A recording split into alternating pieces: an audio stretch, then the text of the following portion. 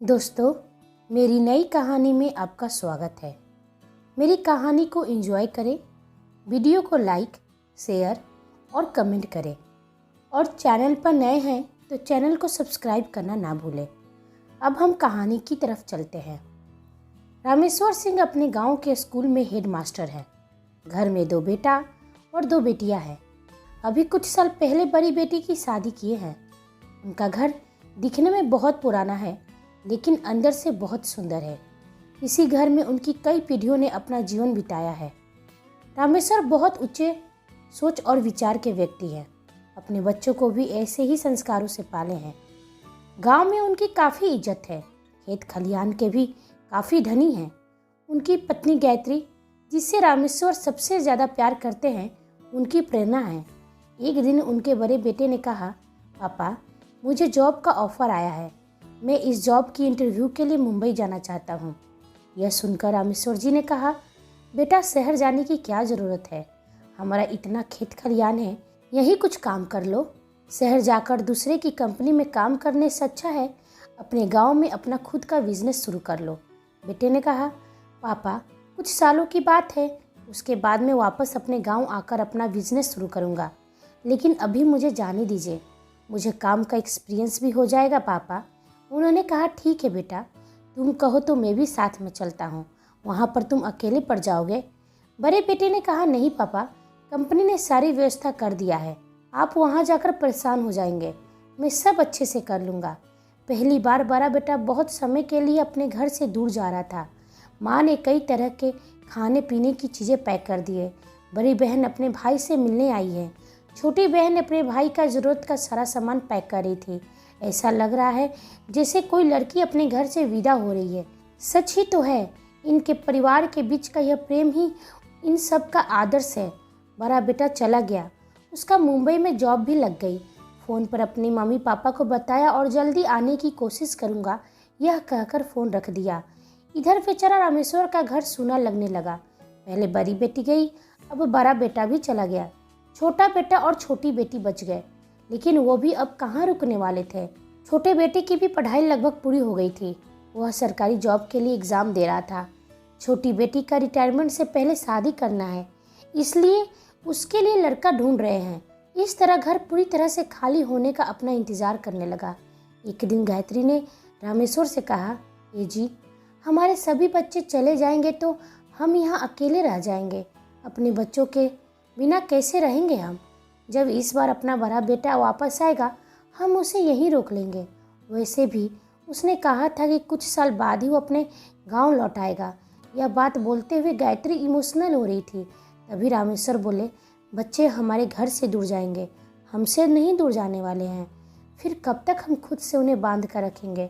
वह हमेशा हमसे मिलने आया करेंगे और हम भी उनके पास उनसे मिलने चले जाएंगे। लेकिन तुम जब कह रही हो तो इस बार अपने बड़े बेटे से बात करेंगे। समय ही कुछ ऐसा है गायत्री, हम चाहकर भी अपने बच्चों को अपने पास में नहीं रख सकते हैं। छोटी बेटी का भी रिश्ता तय हो गया। बड़े बेटे ने छुट्टी लेकर कुछ दिन पहले घर आ गया। शादी का दिन नज़दीक था। तभी छोटे भाई ने बड़े भाई से कहा, भैया, अब आपकी बारी है। आप भी मम्मी पापा को बता दीजिए कि आपको लड़की कैसी चाहिए। अब तो हमेशा आपको यहीं मम्मी पापा के साथ ही रहना है, तो लड़की भी तो मम्मी पापा की पसंद की होनी चाहिए। छोटी बेटी की शादी हो गई, अब घर बिल्कुल खाली हो गया। बेटियां घर की रौनक होती है, आज घर का रौनक चली गई। बड़े बेटे की भी छुट्टी खत्म हो गई, इसलिए वो भी अब जाने के लिए तैयारी कर रहा था। तभी वहाँ गायत्री बोलती है, बेटा, अभी से तुम बता दो हमें कि कैसी लड़की चाहिए, हमारे लिए ढूंढना आसान होगा। रामेश्वर भी वहाँ अपने बड़े बेटे से बात करने के लिए आए थे। तभी बड़े बेटे ने कहा, माँ, मैं आप सबको कुछ बताना चाह रहा था, लेकिन मौका ही नहीं मिला। मैं आप सबको यह बताना चाह रहा हूँ कि मैं अपने लिए लड़की पसंद कर लिया है। वह लड़की मेरी ही कंपनी में जॉब करती है। गायत्री को इस बात की उम्मीद नहीं थी कि उसका बेटा उसके बिना कुछ कहे अपने लिए लड़की ढूंढ लेगा। रामेश्वर अपनी पत्नी की भावनाओं को समझते थे, इसलिए उन्होंने बीच में ही बोले, यह तो अच्छी बात है बेटा, तुमने अपने लिए लड़की पसंद कर ली है, यह तो बहुत ही खुशी की बात है। अब तुम्हारी भी शादी वैसे ही करेंगे जिससे अपनी बेटियों की शादी किया है। हमें तुमसे कुछ और भी बात करना था बेटा। सॉरी पापा, मुझे लेट हो रहा है, मुझे अभी निकलना पड़ेगा। हम फ़ोन पर बात कर लेंगे। यह कहकर बड़े बेटे ने वहाँ से विदा लिया। रामेश्वर को अपने बड़े बेटे से बात करने का मौका ही नहीं मिला। बड़ा बेटा अपने घर से रवाना हो गया। समय इस तरह से गुजरते चला गया। छोटे बेटे का रिजल्ट भी आ गया। अब वो भी ज्वाइन करने दूसरे शहर चला गया। अब घर में बस बच गए रामेश्वर सिंह और उनकी पत्नी। बिटिया कभी कभी घर पर आया करती थी। भाई हमेशा रक्षाबंधन पर घर आया करते थे। रामेश्वर ने अपने बड़े बेटे से एक दिन कहा, बेटा अब तुम्हारी शादी कर देना चाहिए। घर बहुत सूना लगता है। कम से कम तुम्हारी शादी हो जाएगी तो बहू आकर इस घर में फिर से रौनक भर देगी। लड़की वालों से मिलकर हमें सब कुछ तय कर लेना चाहिए। तभी बड़े बेटे ने कहा, पापा वे लोग शादी शहर में ही करना चाह रहे हैं। मैं भी सोच रहा हूँ कि शहर में सब कुछ आसान है। वहाँ पर किसी को कुछ करना ही नहीं पड़ेगा। सबके लिए व्यवस्था है वहाँ पर। आप लोग भी वहाँ से शादी की इजाज़त दे दे तो मैं बात आगे बढ़ाने के लिए उनसे कह सकता हूँ। गायत्री देवी गुस्से में बोली, वाह बेटा, जब सारे फैसले तुमने कर लिए तो हमसे पूछकर हम पर एहसान मत करो।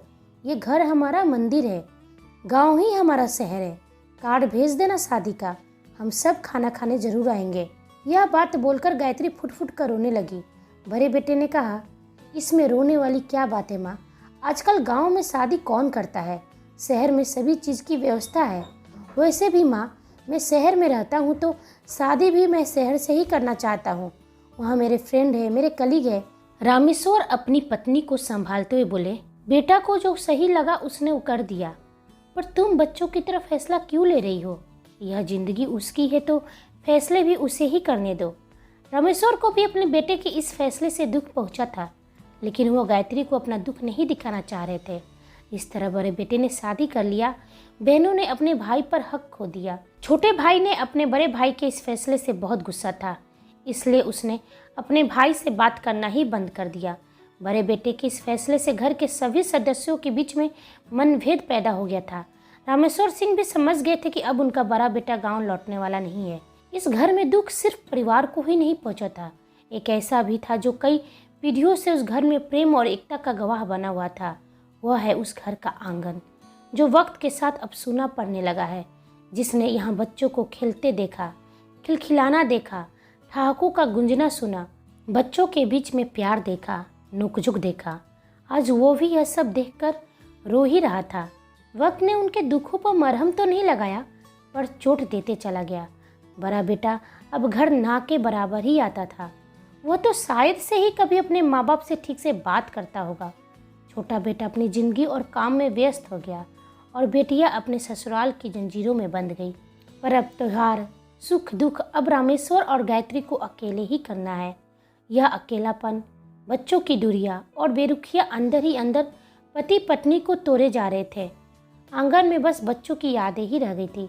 गायत्री अपने आंगन के उस द्वार की तरफ हमेशा देखा करती कि कब उनके बच्चे फिर एक साथ वापस आएंगे, लेकिन यह इंतज़ार अब खत्म होने वाला नहीं था। इस इंतज़ार में एक दिन गायत्री चल बसी। हमेशा के लिए रामेश्वर का साथ छोड़ दिया।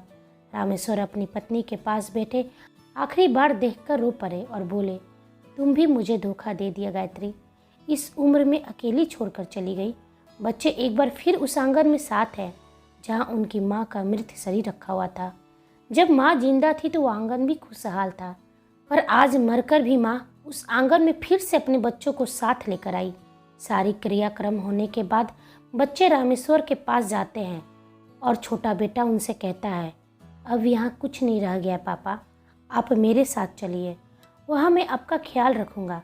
बड़े बेटे ने कहा, हाँ पापा, ऐसे भी यहाँ पर अब जो भी है हमें उसे बेच देना चाहिए। हम भी यहाँ कहाँ आ पाते हैं, इन सब की हमें अब ज़रूरत भी नहीं है। शहर में ज़िंदगी बहुत आसान है पापा, यहाँ पर आपका अकेला रहना मुश्किल हो जाएगा। बेटियाँ भी कहाँ पीछे हटने वाली थी। बेटियों ने सोचा कि भाई तो बहुत चालाक है, यहाँ पर सब कुछ बेचकर अपना अपना हिस्सा ले लेंगे और हमारे हाथ कुछ नहीं लगेगा। तभी एक बेटी ने कहा, वाह भैया, इतने साल कहाँ गया था यह अपनापन जो अभी दिखा रहे हो। सब कुछ बेचकर आप दोनों तो मालामाल हो जाएंगे और हम जो यहाँ इनकी देखभाल करते आए हैं, जब आप लोग यहाँ नहीं आते थे तो हम ही दोनों बहनें आकर इनका देखभाल करते थे। उसका क्या, हम अपने अपने ससुराल में क्या जवाब देंगे?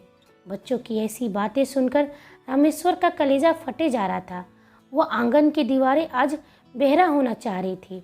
रामेश्वर ने कहा, बस करो तुम सब। यह घर मेरी पत्नी का है। घर में मेरे बच्चों की यादें हैं। यह आंगन मेरा गुरूर है। मैं पूरी जिंदगी इस घर में अकेले काट सकता हूँ। अरे तुम सब समय के साथ मेरा और गायत्री का साथ छोड़ दिए, लेकिन यह घर, यह आंगन हमारे साथ हमेशा खड़ा रहा, हमें जीने के लिए हौसला देता रहा। तुम सबके इंतज़ार में तुम्हारी माँ चल बसी। हमें तो बस तुम सबका साथ चाहिए था, लेकिन तुम सबको सिर्फ पैसा, दौलत, शोहरत चाहिए। मैंने कभी भी तुम्हें आगे बढ़ने से नहीं रोका और तुम लोगों ने पीछे मुड़कर देखना जरूरी नहीं समझा। मैंने तुम्हें क्या संस्कार दिए बेटे, ये तो मुझे नहीं पता, लेकिन शहर ने तुम सबको पैसा खूब दिया है। जाओ, तुम सब अब यहाँ से चले जाओ, अब से आज़ाद हो। मुझे अब किसी की ज़रूरत नहीं है।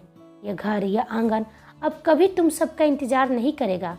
पत्थर ईंट से मजबूत दिखने वाला घर असल में प्यार, एकता और परिवार से मजबूत होता है, जो समय के साथ खो रहा है। गांव का घर शहर में कमरा बन गया है। गांव का आंगन शहर में बालकनी बन गई है। यह कोई पहला घर नहीं है बच्चों। ऐसे कई घर का आंगन है जो आज भी अपने बच्चों का इंतज़ार कर रहा है। ना बच्चे वापस आने वाले हैं, ना ही घर के आंगन का इंतज़ार खत्म होने वाला है। दोस्तों, उम्मीद करती हूँ कि आपको मेरी कहानी पसंद आई होगी। आपको मेरी कहानी देखने के लिए आप सबको धन्यवाद।